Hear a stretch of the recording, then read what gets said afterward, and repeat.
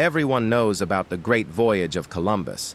It is said that they crossed the Atlantic Ocean in search of India, discovered America, and mistaken it for India. But their real destination wasn't India. Columbus's goal was the golden land of Zipangu. This is a bizarre tale of how a misunderstanding led to an adventure and how a great discovery was also a misunderstanding. In the 13th century, Marco Polo, a young man from Venice, Italy, accompanied his father, a merchant, to China.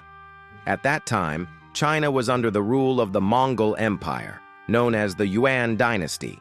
When Marco joined the Yuan dynasty, he was favored by the then king, Kublai Khan, and he ended up working for Kublai for 16 years. Marco eventually returned to Italy and was taken prisoner during the war between Venice and Genoa. While in prison, he dictated his experiences and hearsay to a fellow prisoner, a writer, and left behind what became known as the Travels of Marco Polo, the description of the world. Before the Age of Discovery, Europe had no information about Asia. The Travels of Marco Polo was read by sailors and adventurers for many years. 200 years later, there was a young man in Italy who was thoroughly reading the Travels of Marco Polo, Christopher Columbus, that person. He became so fascinated with a particular section of the book about a country that he made hundreds of annotations to that section. The country he fell in love with was Zipangu, the Golden Country. Yes, I'm talking about present-day Japan. The description read, "Zipangu is awash with vast amounts of gold, and the roofs of its palaces are made of pure gold. It is located off the coast of China." However, Marco Polo never visited Japan and only wrote about hearsay based on rumors he heard in China. However, in Europe, the legend of the Golden Island of Zipangu had become widely believed. Columbus, who was consumed with material desires and a desire for success, believed in this legend and made it his life's goal. "I will definitely obtain the gold of Zipangu." And in 1492, he finally set sail to Asia via a westward route.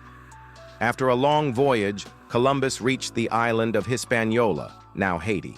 When he saw the islanders wearing golden ornaments, he was convinced, this is Zipangu.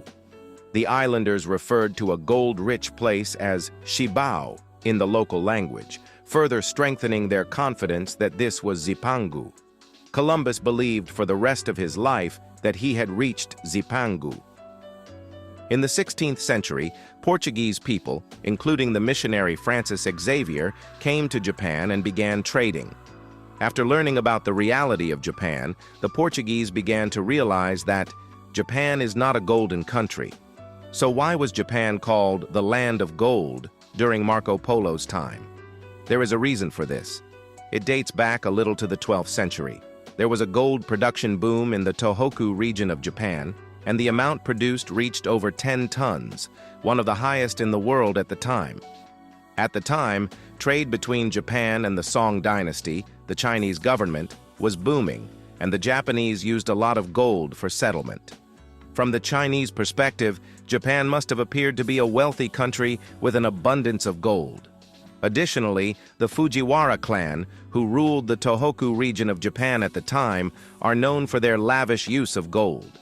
In their capital, Hiraizumi, a temple covered entirely in gold was built, Chusonji Golden Hall, built in 1124. The Chinese who saw or heard about this may have overestimated Japan's gold. It would be natural if the impressions of the Japanese people that were made at that time remained until Marco's time.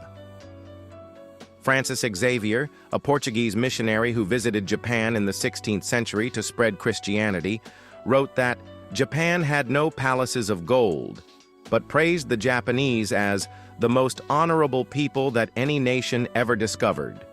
Although Japan did not have the material gold that the West sought, it did have the spiritual gold of honor and honesty. That gold would eventually work a miracle to transform Japan, a small, resource-poor country in the Far East, into one of the world's leading economic powers. The vast gold of Zipangu, it never actually existed. However, the world was moved by those who believed in this fiction. Columbus believed that Hispaniola was Zipangu, and they repeatedly massacred and plundered the local people there. If Columbus had reached Japan, what would have happened? If you enjoyed this video, please give it a like.